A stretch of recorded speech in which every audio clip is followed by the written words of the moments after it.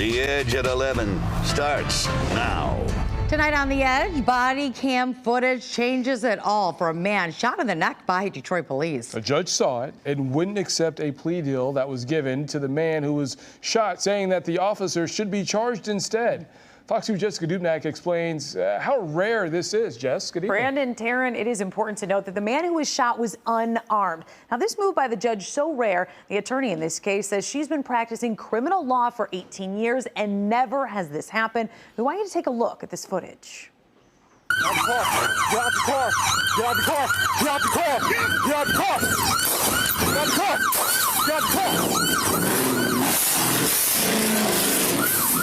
And when he goes to put his car in park, his car kind of goes forward. The officer's on the side. He has his gun out when he tells him to get out of the vehicle, and he starts shooting. And he shoots my client and strikes him in the neck. Get out the car! Get out the car!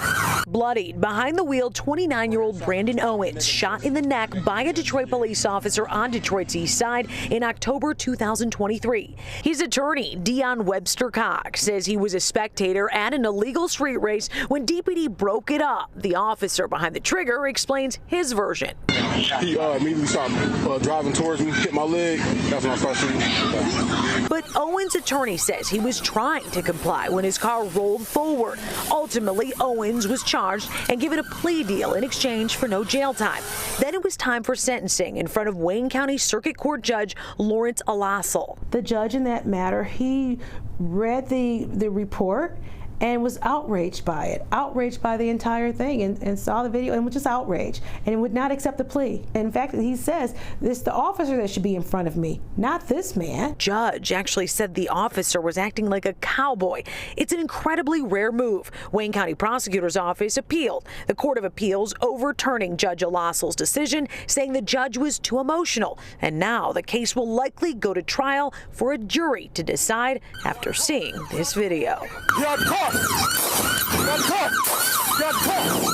It proves that there was an officer who was pretty much just trigger happy. DPD did an internal review of the officer's actions, and he was given a 45-day suspension for unnecessary use of force. The officer appealed that suspension, but no decision has been made there. Well, Jess, a lot to unpack here, but we want to ask you about the victim. What is going on with the victim?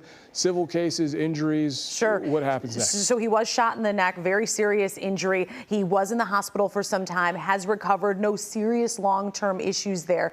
Now, in terms of a civil case, remember that officer was not charged, so they are going to go after the officer and DPD in a civil suit that has already been filed. I asked the attorney that she lets us in on that so we can keep tabs. Jessica Dudnak, we appreciate it. Thank you. Well, tragic new details coming to light about a harrowing crash in Allen Park. We've learned that the truck driver who slammed into a DTE generator has died. The intense crash knocking out power for a short time. So witnesses say they've never seen anything like this before. Fox 2's Lauren Edwards shows us how DTE is reacting. It was loud. It was a big boom. I really thought maybe the trailer would go up in flames. Allen Park police investigating this crash on Pelham Road near Wick Road Thursday afternoon. I was outside, I heard two collisions, and then I saw the silver truck hit the DTE trailer. DTE generators were parked on Pelham. DTE confirmed that the driver of the truck died. This witness, who asked not to be identified, says he's never seen anything like it. Yeah, there was a silver car and a black car, and it appeared like that silver truck was trying to avoid them. They were all going at a pretty good clip. They were going pretty fast. Fox 2 reached out to DTE Energy, and they provided the following statement, quote, DTE Energy was notified this afternoon that a car, after crossing 2 lanes of oncoming traffic, crashed into a barrier surrounding a staged DTE generator in Allen Park. Tragically, we have learned that the driver passed away, and our thoughts are with his family and friends. The incident caused a power outage in the area. DTE crews were on site quickly and have restored power to all affected customers. Pelham Road behind me between Wick and Goddard is back open, and police say the investigation remains ongoing. As for us, we're going to continue to stay on this case and give you guys updates as we get them. Reporting here in Allen Park, Lauren Edwards on The Edge. Well, scary situation on Detroit's west side ends with a barricaded suspect going to the hospital. Police say that they were in a standoff with the suspect for several hours at a home on Preston Chalfont this afternoon. They got a call about a man who was chasing kids with a knife, tracked him to his house. That man is now in protective custody while he gets a mental health evaluation. Crash, man, like, roll in that car that got hit. Male is unconscious. Airbag deployment. A Detroit teenager accused of crashing into a young dad and killing him faced a judge today. 16-year-old Daniel Canales is being charged as an adult.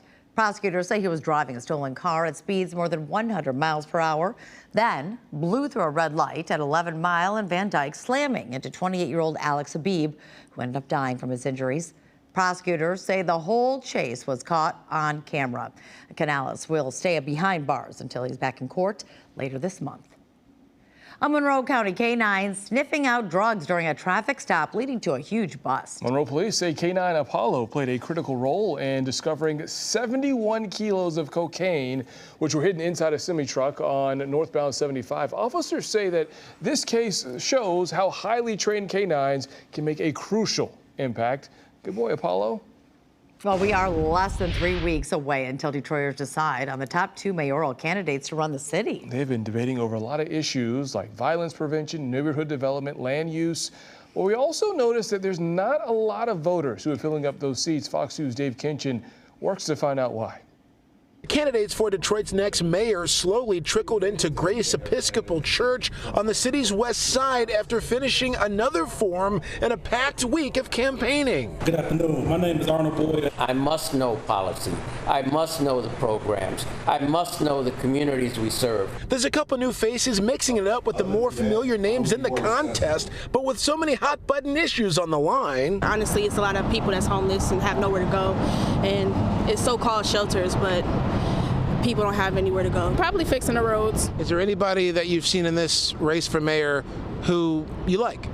No, not at the current moment. We had to ask why so many seats at these events are empty. The same was true at another candidates forum earlier this week in Corktown. Is there a specific reason for what seems to be low turnout? The answer may surprise you. I've never seen so many mayoral candidate forums ever in any of the multiple generations of campaigns that I've lived through. You know Sheila Cockrell as a longtime former member of Detroit City Council. She now runs the civic-minded group Citizen Detroit and says it's just hard to keep up with all the campaign events, meaning public interest and engagement might be higher than you think. Sometimes the attendance, people have great expectations that you're going to get 100 people. Well, if you get 20 or 30 people coming and you replicate that 5, 6, 7, 8, 9, 10 times a week, you're getting real, genuine interest.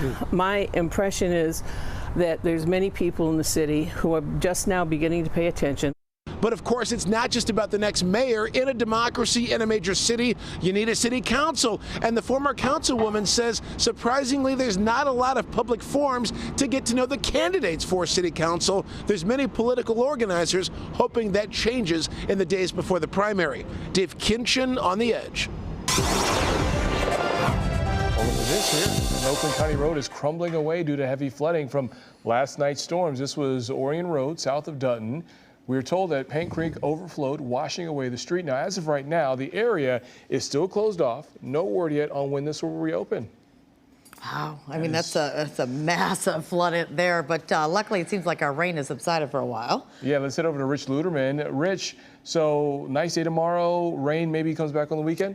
Saturday, late in the day especially, we'll have a chance for some storms. But for tonight and tomorrow, looking good with less humidity. You can see fair skies for Detroit, for Chicago, up to Traverse City, up north to the Mackinac Bridge and Sault Ste. Marie, looking good. If you look close, you'll see some shower activity along the Ohio River. That's way down to our south. So we are going to stay dry for your Friday and for the first part of your Saturday. There are still clouds out there, and that's helping to keep temperatures from falling off pretty quickly. We're still 7 degrees cooler now than what we were yesterday at this time. Some spots in northern Michigan are down a good 15 degrees from this time yesterday. How about some great live shots from Banff, Alberta? Now, check it out there. Beautiful evening. 54 degrees. That's rather cool in the Canadian Rockies. For us, we did make it to 79 today. 70 is the current reading. Averages 84 and 65. When you put all the numbers together, we're right where we should be average-wise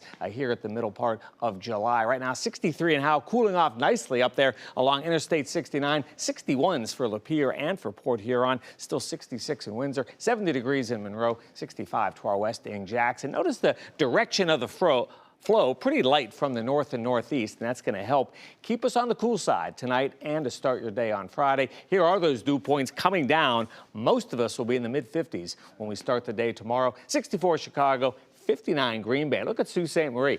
55 degrees, also on the cool side for Toronto, 63. A little warmer for Columbus, Ohio, 79, 76 in Pittsburgh. But high pressure is parked over the Great Lakes, comes right over us tomorrow, so we'll stay dry Friday. Then our next weather maker is this weak trough system that'll come into the area Saturday afternoon, Saturday evening. Perhaps some storms. Some of them could be on the strong side. However, the bullseye for severe weather Saturday is going to be south of Chicago and also west of Chicago. Here's our forecast tonight. Very comfortable on average, down to 60 degrees. Some spots will dip into the 50s. Check out your forecast for Friday. Partly sunny, pleasant with a high of 79. And then there it is, the full 7-day. It does warm up for the weekend, but Saturday brings that chance for afternoon and evening storms. Then much warmer for the middle part of next week. Taryn, another check at 4 a.m. All right, thanks, Rich.